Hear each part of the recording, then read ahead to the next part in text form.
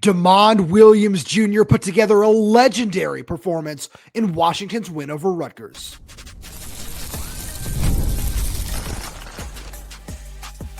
You are Locked On Huskies, your daily podcast on the Washington Huskies, part of the Locked On Podcast Network, your team every day.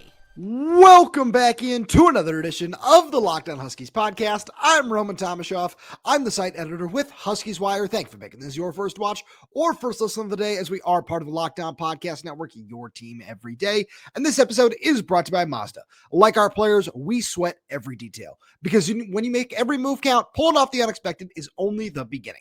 Stay tuned later for highlights in this week's Moving the Game Forward, Mazda, Move and Be Moved. Just a quick reminder to all you everydayers out there, wherever you get this podcast, YouTube, Spotify, Apple Music, Amazon Music, wherever that might be, make sure to click that subscribe button, click that little bell as well, so you don't miss when we post a new show. Plus, if you're on the audio only side of things, please make sure to leave us a 5-star review, as it does help the program out a lot. Now, I'm sitting here because Washington, late last night, pulls off 38-19 win over Rutgers. We're going to get to some of the negatives, the defense, the penalties, which were just absolutely exhausting, but there is so much to like about what we saw last night. We're going to get to some of these other performances here in a little bit, because Dezmen Williams Jr.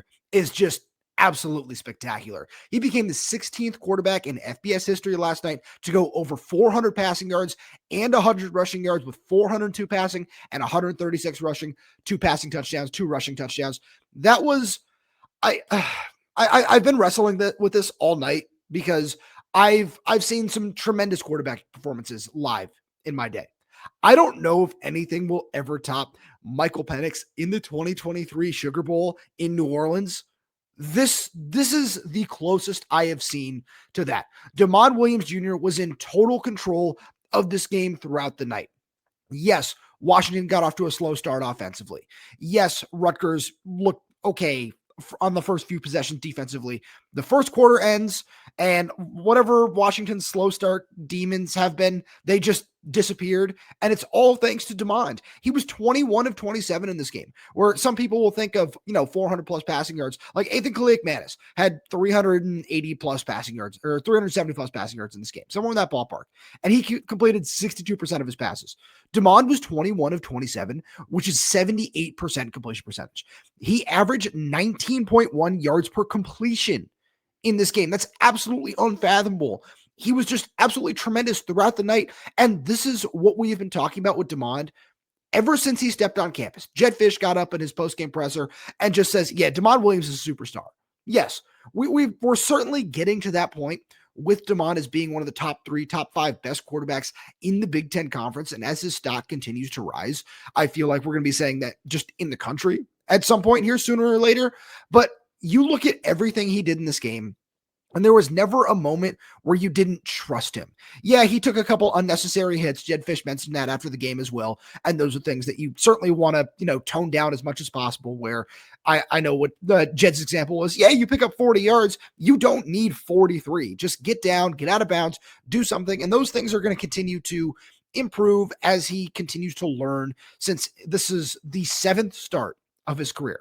So there's still certainly a lot of football in his future, which is something to be really excited about, when I don't think you can consider a performance like this the baseline anymore. I know Jedd would, go out there throughout the offseason and talk about his 375 passing yards and 48 rushing yards and 5 touchdowns in the Sun Bowl against Louisville, and say, yeah, this is the floor for what we expect from him. And hey, props to Jedd. This is probably as close as you're going to get to that. It's obviously a step up in that regard. But this is why I have so much faith in this Washington team. Dezmen Williams Jr. in and of himself can will this team to a victory. And yeah, there were other things that, certainly helped you out in this game as well. But when you become the 12th QB in Washington history to get over 100 yards, you put together the most total yards in program history in this game with 538. Those are certainly things to certainly be able to just look back and say, okay, yeah, we know we can rely on this quarterback to win games, because there is nothing that changes the game quite like a good quarterback. Yeah, we saw what a truly elite defense in Ohio State can do, but you look at his other 5 games, and more, that's going to become an aberration. Yes, you're going to see some better defenses down the stretch here. You're going to Michigan next week. You have Illinois the week after that, and then you end the season with Oregon. So yes, the defenses that are in your way are going to get better, but there's no reason to take anything other than this is an elite quarterback away from this performance from Dezmen Williams, and that Washington will be in every single game they play this season because of Dezmen. I know there's some questions about him going into the medical tent and holding his shoulder a little bit. We got to talk to him after the game. He said he's not feeling too bad, that he just kind of took a weird fall and that he's feeling a lot better, just needed to go get checked out. So it doesn't sound like there's anything to be concerned about there. And the fact that he did speak with us in the media after the game is also a really good sign for his status, is usually teams don't let injured players speak after a game. No matter how tremendous the performance might have been. So I really do feel just so optimistic about what Dezmen brings to the table, because you look at the back half of the schedule. If you're able to just continue exactly what you're doing right now, you go 4-2, because you play some very tough ranked teams in the back half of the schedule. You are still building so much. And you can look at this baseline heading into 2026. All of a sudden, there's so much more hype around what Dezmen is doing. And there's so many reasons to be excited. And it all is going to stem from days like today, where I've talked a lot about Washington's explosive play ability. In this game, because of Dezmen Williams, Washington averaged 9.8 yards per play. That is almost a first down on every single play. And they only ran 50-something plays. I think Jetfish said the number after the game was 53, 54, somewhere in that ballpark. And averaging 9.8 yards is just absolutely insane. You pick up almost 600 yards in this game. It looked like a Big 12 game, just with the amount of yards that were being racked up by the end of this contest, which is its own frustrating thing that we can get to in a little bit. But you look at Washington's offense, and I don't think you're going to see another defense that is the Ohio State caliber. Michigan is good. Illinois is good. Oregon is good. They're not that elite caliber on defense with that level of athlete. So I look at what Dezmen brings to the table, and this is obviously, it's extremely unfair to ever expect him to get to a 400 yard performance again. But knowing that this is something that he can do, and really did it like with ease, where he was at 360 and 99 rushing yards at the end of the third quarter. Like, this is something he did in less than a full game. It's absolutely spectacular to think about, because he just raises your ceiling so much. Having a quarterback of this caliber raises the ceiling of everything you want to do. Where another thing he mentioned to us after the game was, it was very clear that Rutgers' defensive plan the entire game was to stop Jonah Coleman. They did a good job of that. He had 14 carries for 44 yards. So, and this is, again, one of the things when we talked about this all offseason and throughout the season up until this point, is what makes this UW offense so dangerous is what he can do with his legs. There were several times where you saw him keep it on the read option and just turn up field, and there was just green grass everywhere, where, we saw Ethan Kaliak-Manis have something similar happen a time or two, and he tripped over his own feet at several points in this game. That's just not something we're going to see with Dezmen Williams, and he just hits that next gear, and he's gone. He's 20, 25, 30 yards downfield. And as he continues to learn to preserve his body and slide and not take these extra unnecessary hits, the sky is the limit, because again, it's not just what he does with his legs, it's what he does with his arm. He is such a good precision passer. Like, you can look at any number of throws in this game, and there were several ones where, I think of the 59-yarder Dezmen Roebuck, where he was absolutely wide open in the middle of the field. But that first touchdown to Denzel Boston, where he showed off just his insanely strong hands, was a perfectly placed ball. I even think about the one towards the end of the half, where it looked like the ref maybe should have called pass interference on Rutgers, where they were just not letting Denzel get out of his break. But that ball just was perfectly placed where it hit the back pylon in the air. Like, he is just such an accurate passer that everything that you think he's going to do at this point in time, it just feels like it's going to work. And when you think about this Jetfish offense and at what a high level it's been operating at so far this season, it's because Dezmen Williams is that guy, and he is going to continue to prove that he is one of the best quarterbacks in the nation as the season goes along. And there's so many reasons to be excited about him, but there are also a lot of other reasons to be excited about this Washington team.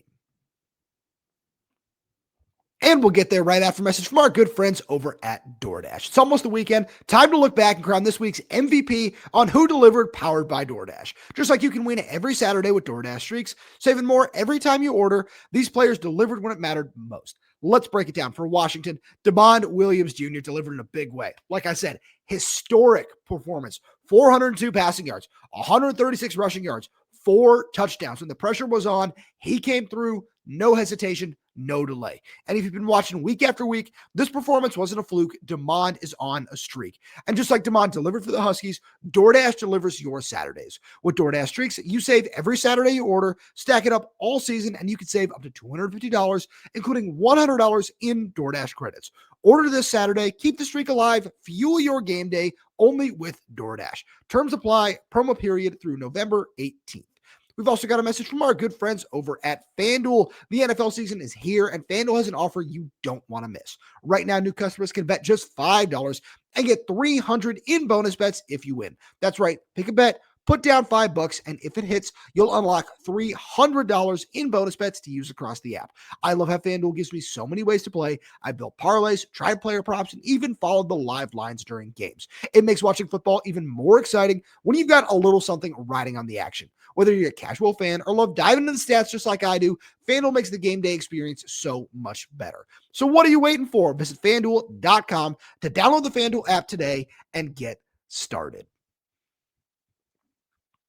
There were a lot of really impressive performances just up and down this Husky roster on Friday night, but it's hard not to start with this group of receivers, and it's even harder not to start with a potential future first-round pick in Denzel Boston, who showed exactly why he should hear his name called on the first night of the draft this upcoming April, because he was tremendous in this game. 5 catches, 98 yards, 2 touchdowns, and that first touchdown catch, I looked over at our good buddy Alex Katzen, who writes with me over at Huskies Wire, and we just started laughing. We did that after the second one too, because it was just absolutely insane to watch the hand strength, the route running, the perfect throw that Dezmen Williams had to put that ball right where it needed to be, where only Denzel could catch it, where the defensive back couldn't even see it. And it's just been tremendous to watch him continue to grow, because this is a guy where, again, as we start to see tougher and tougher defenses down the stretch for this Husky team, with Michigan next week being probably the best example, I just can't help but have tons of faith in Denzel Boston. Pro Football Focus was tweeting all kinds of stats about him throughout the night, that he doesn't have any drops on the season and has just been one of the most reliable players in college football. Like, I can't help but just have so much fun watching him each and every week, because a lot like Dezmen, where you see progression, you see improvement every week, you see that exact same thing from Denzel Boston. And as he continues to grow as a route runner, as a contested catch winner, all of these different things, there are so many things you can look at from his game on a week in, week out basis and watch him improve and watch him continue to assert himself as one of the best receivers in the country. And if you're looking at the box score and saying, oh, well, he only has, this many yards and touchdowns or whatever compared to this last season, or compared to this other guy or whatever, I truly don't think you're doing it right. Because watching Denzel Boston, it is so obvious why, whatever board you look at, he is a top 3 to top 5 wide receiver prospect in this upcoming class. It's the size, it's the speed, it's the hands, it's the route running ability, it's the understanding of the route tree, it's the understanding of leverage. You watch that second touchdown where we got a chance to talk to him after the game, and one of the things he told us was, yeah, sometimes I don't know that the ball is coming my way, but I'll hear the crowd like start to, get a little bit louder or something, and I know I need to turn and I need to look for the ball. And it looked like that was exactly what happened on that second touchdown, because you saw him strong arm his defender out of the way and turn, and the ball just falls right into his lap. And it's awesome. And it's so much fun to watch plays like that, because it is an understanding of just everything that needs to go into just hauling in play after play after play like that. And it's why he's been one of the most consistent receivers in college football over the last 2 seasons. And speaking of consistency, you have to mention Dezmen Roebuck, where this kid, it's so impressive, where, if you listen to this show, you know this, as all you everydayers do, but for the general world of college football, This is somebody who was never going to be on anyone's radar. And shout out to him for continuing to prove people wrong every day. I feel like I deserve to be put in that category as well, where throughout fall camp, I was so impressed with everything he was doing. He's making plays and making plays and making plays. And I didn't know if he was going to play this season just because of how many talented young receivers Washington has in this rotation.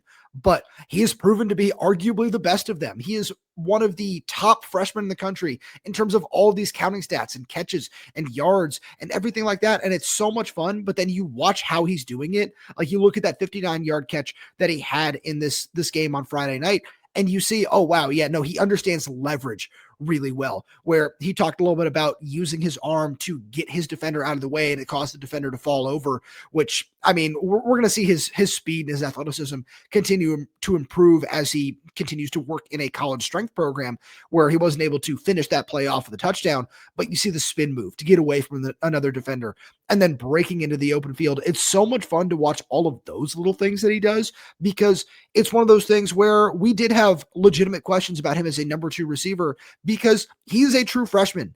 And those are things that are just naturally going to happen. But week in and week out, he's proving everybody wrong and proving that he has the ceiling of one of the best, most reliable receivers in college football because of his understanding of leverage and how he needs to win at all 3 levels of the field. It's so much fun to watch. And he is such a precise route runner. And the way he's able to create separation just with his feet without needing to use his hands, even though he admitted to doing so on Friday night.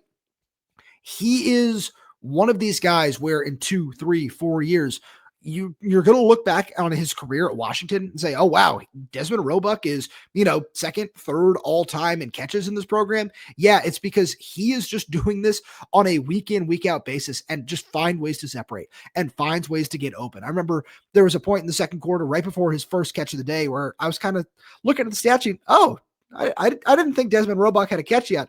And of course, on the very next play is when he hauls in that 22-yarder, I want to say it was, from DeMond. He is just so consistent and always finds ways to get open. But when you ask the coaching staff about him, yeah, they're going to bring all this stuff up. But one of the things that Jedd Fisch mentioned first when he was talking about Dezmen after the game was his ability as a blocker.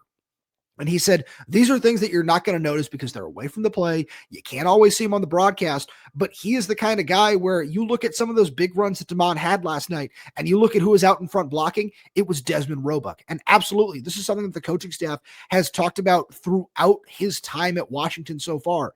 And it's so exciting to see that this is the baseline for he's setting for himself as a true freshman. What he's going to be able to do as he continues to progress, even through just the rest of this season, is so exciting to think about because he's developing into that legitimate number 2 threat that you have been looking for after Rashid Williams got hurt, with Omari Evans missing the first couple of games due to injury. You knew one of these freshman wide receivers was going to have to break out at some point, and seeing it be Dezmen Roebuck and doing it in this way is so, so exciting for what the future of this Washington team is going to be, because you look at Raiden Vines-Bright on the other side of the field, and he had a tremendous game as well, as 3 catches and 50 yards, somewhere in that ballpark. But you just look at when the ball is in his hands, he is a big play threat.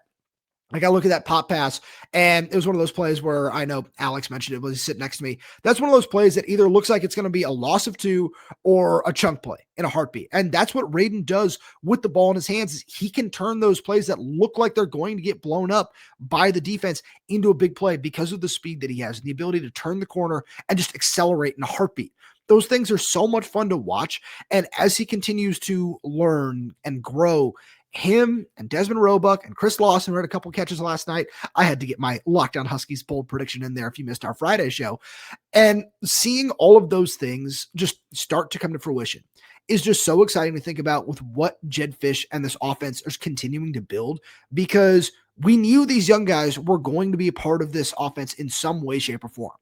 How much it was going to be, in what capacity and how many games, all of that was confusing.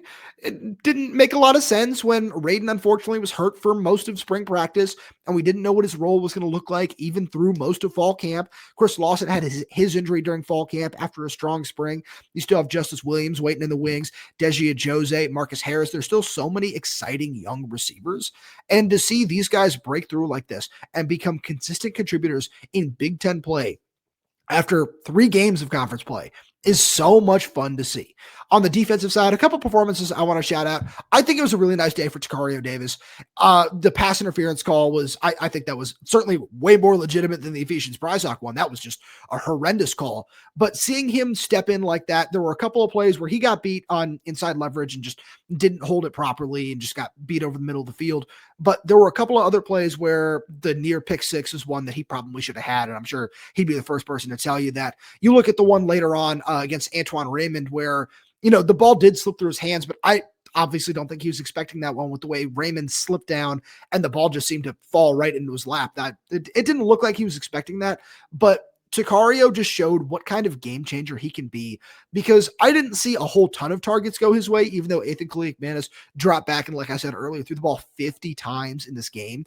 So I think that that's one thing to mention. Another thing on the defensive side of the ball is early on, it was real ugly, especially the run defense.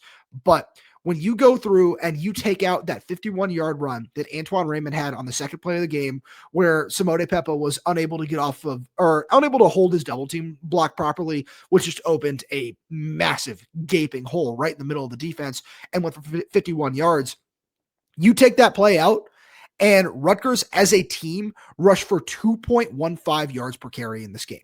The run defense numbers are still going to go up. They're still going to get worse. Washington's defense as a whole did not have a great day in this contest, but the run defense is there's still a lot of promising signs there outside of one big chunk play in this game. And especially against one of the best running backs in the Big Ten, that is a really, really good sign. One more guy I got to give a shout out to on the defensive side of the ball here before we, get into some of the real frustrations from this game is Zaydrius Rainey-Sale. Played 15, 16 snaps in this contest, made a couple of tackles. But one of the things that might not stand out to you if you weren't in the stadium last night is Zaydrius is just such a fluid mover. He is such an exciting player to watch. And I was so impressed with what he brought to the table last night. Watching him drop back into pass coverage and the way his eyes were reading Kaliakmanis and moving with him, just the actual movement ability that he shows a little bit less than a year removed from his ACL tear are so exciting to think about. And he's a guy where I got a question from one of our everydayers the other day, if he's going to be, somebody wearing the green dot in the future, when Ryan Walters has praised his ability as a communicator and his ability to learn the defense. I think absolutely. And last night was a just prime example as this Jacob Manu redshirt thing continues, which we'll talk about later on in the week, that having a guy like Zaydrius in the rotation, even as a true freshman, is a really, really exciting thought. And when you go back and you watch the film of that Friday night game, you will see exactly why, because especially in pass coverage right now, he looks like he's going to be a real weapon. And as he continues to get back to his pre-injury form in terms of physicality and adds weight and adds strength and continues to learn this defense, Zaydrius Rainey-Sale, I'm calling it right now. His ceiling is going to be as a top 50 overall player in the NFL draft, who can be an all Big Ten caliber player, because he is that level of athlete and that level of just physical product who is going to make a big time impact in this scheme. But let's switch sides here, because it certainly wasn't all positivity against Rutgers. And we'll get to that right after a message from our good friends over at Mazda. This episode is brought to you by Mazda's Moving the Game Forward. For those who believe it's not just about playing the game, it's about redefining it. There are moments that do more than put points on the board. They move crowds, move culture, and keep moving the game forward. This week's moment that moved the game forward is that 23-yard touchdown pass from Dezmen Williams to Denzel Boston in the second quarter after a really, really slow start to the day. That game just really was that play was really a shot in the arm for this entire game for Washington. It gave the offense some life. It gave the crowd some life. It gave the defense a little bit more, just go out there and give that extra oomph. And as Dezmen just cruised to 400, 100 in an absolutely historic day, that was the moment that really changed the tide in the game and moved it forward. When you follow what moves you, the unexpected is only the beginning. And just like there's more to every highlight, there's more to a Mazda vehicle. Mazda, move and be moved. All right, let's get into some of these gripes, because yes, it was certainly far from a perfect game for Washington, and that does stem from the penalties. 9 for 83 yards is just flat out unacceptable. And Jed Fish said after the game that, yeah, we're not going to be able to beat a whole bunch of good teams when you're committing penalties like that. And there are a couple that are very easy to clean up. The procedural stuff, the false starts that just continue to rear their heads. And this coaching staff just needs to find a way to figure this out quickly. Because going to Michigan next week, it's not going to be easy. And if we see these same issues with 3, 4, 5 false starts, that's going to be a major knock and it's going to be a major question, because those are things that you have had a lot of time to figure out before going into a hostile environment like that. Like those are just things that cannot continue. There are several other ones that are, I want to say, a little easy to clean up. The personal foul on Drew Party on the extra point, I didn't see. I don't really know what was going on there. And if you weren't watching the game, if you were watching the Mariners, shout out to the Mariners, by the way. The referee didn't even kind of explain which team that was on. He just said personal foul number 74. It'll be enforced on the kickoff. So I truly have no idea what went on with that one.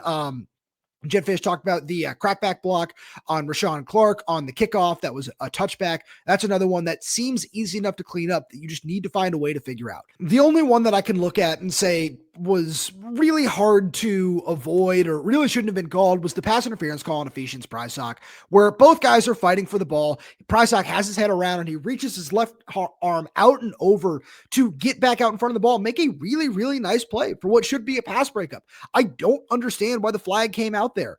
And it's one of those things where you can go back and look at it and you can see both guys have one arm on each other. And so with Prysock reaching over and not making contact with the receiver with his arm first in that scenario and just batting the ball down, that should absolutely not be a penalty in that scenario.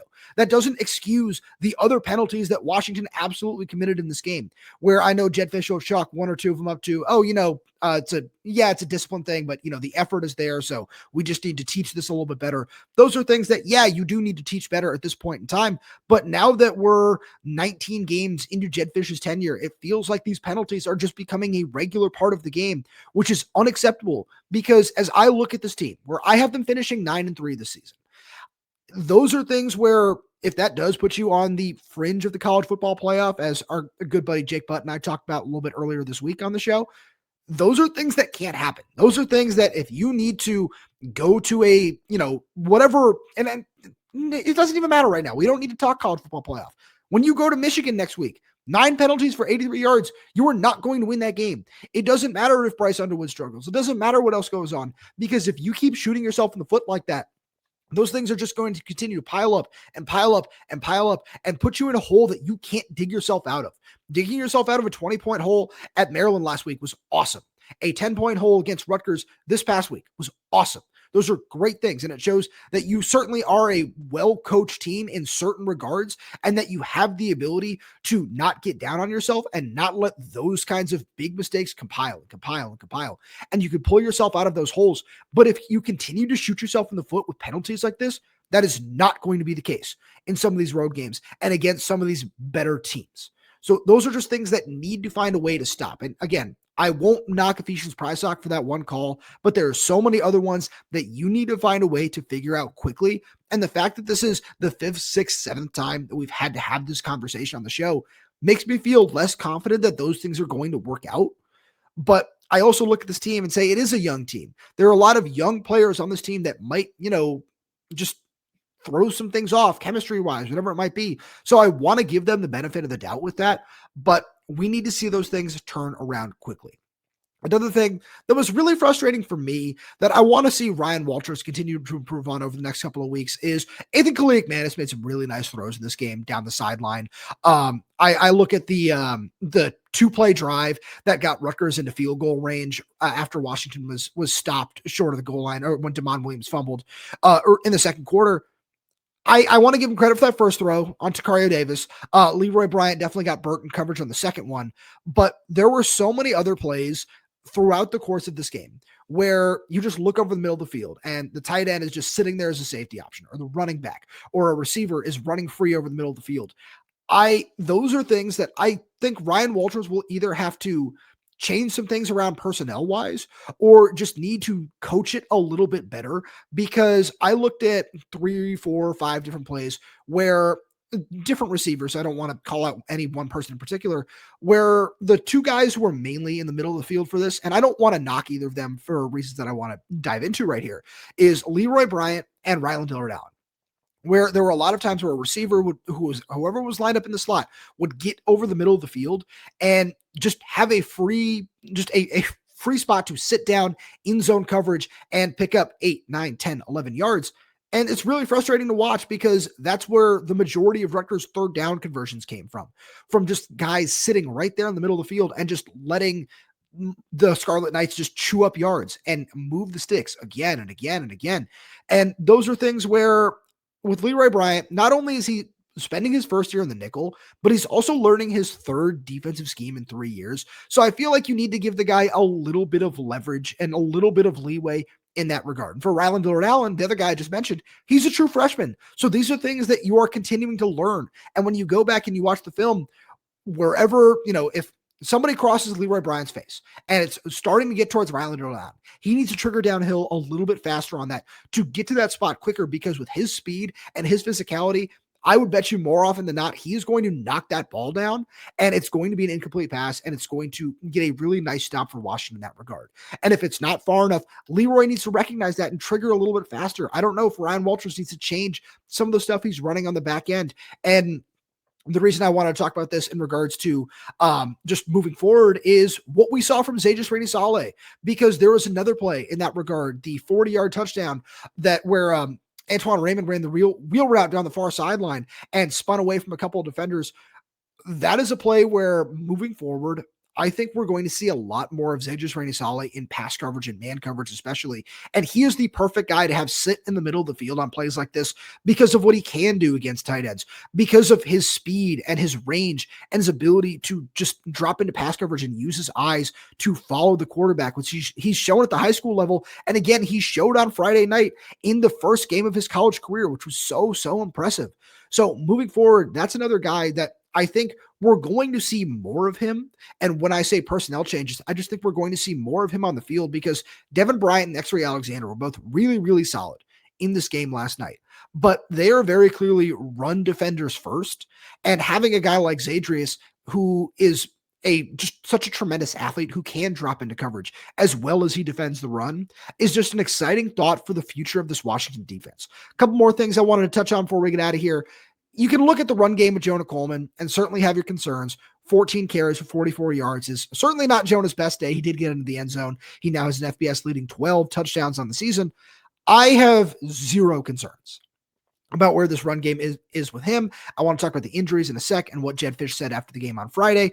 But I look at Jonah, and it's something that Damon mentioned, something that Jedd mentioned, is Greg Schiano's number one plan in this game was to not let Jonah Coleman beat them. Where in this game last year, Jonah had 120-something yards in this contest. So it was very clear that Greg Schiano did not want to let Jonah beat him again. And there was a lot of one-on-one coverage on the outside. So Damon Williams took advantage of that and did a really great job. And moving forward, as we see some tough defenses, I'm curious to see what he's going to look like next week against Michigan or what their game plan might be, because after those first couple of weeks, every opposing defense's game plan has been just key in on Jonah Coleman and commit an extra guy to the box and dare Damon Williams to beat you with his arm, which he has done very well, especially in these last couple of weeks. So moving forward, I think that if that is going to continue to be the plan of attack, it's going to do nothing but open up other opportunities for Damon, for Denzel Boston, for Dezmen Roebuck, for some of these pass catchers, because Jonah is just such a talented back that you need to commit these extra guys to him. And seeing what else Jedd Fisch is going to do to operate off of that is really intriguing. Before we got here, again, the injury stuff, where after the game, Jedd Fisch was asked about the three starters that missed this past game in John Mills, Carver Willis, and Zach Durfee. And he said that he expects them all to be back very shortly. Hopefully within the next couple of weeks is the term that he used. And you can take that what you will. I saw some people on Twitter saying, oh, well, those aren't the same thing, or, oh, I don't know if he's telling the truth on that. I did see Carver and John Mills on the sideline.